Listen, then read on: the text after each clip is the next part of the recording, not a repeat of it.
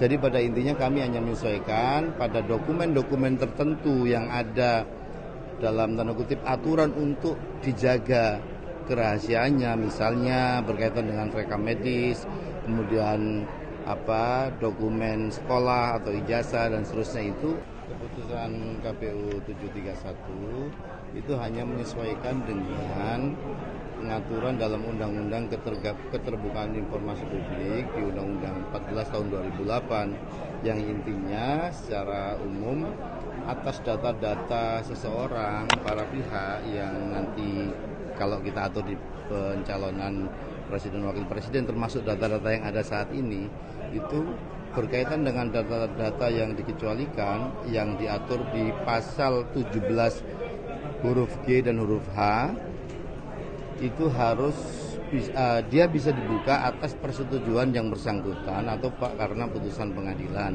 sebagaimana diatur dalam Undang-Undang Keterbukaan Informasi pasal 18 huruf A ayat 2. Jadi pada intinya kami hanya menyesuaikan pada dokumen-dokumen tertentu yang ada dalam tanda kutip aturan untuk dijaga kerahasiaannya, misalnya berkaitan dengan rekam medis, kemudian dokumen sekolah atau ijazah dan seterusnya. Itu ya yang bersangkutan yang harus diminta kemudian atau atas putusan pengadilan. Tapi apa sih dasarnya ketika KPU membuat keputusan 731 itu?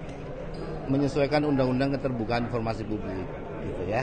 Tapi belakangan di media sosial dibilang kalau KPU membuat keputusan 731 ini tanda kutip untuk melindungi Presiden Joko Widodo.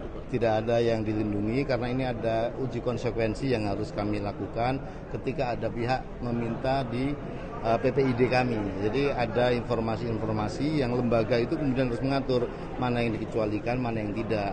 Nah berkaitan dengan data itu ada data-data yang harus atas persetujuan yang bersangkutan dan juga putusan pengadilan yang itu sudah diatur dalam Undang-Undang Keterbukaan Informasi Publik.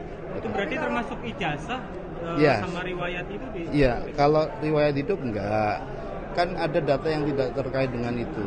Kalau dalam pencalonan presiden kemarin misalnya visi misi sama daftar riwayat hidup langsung dibuka.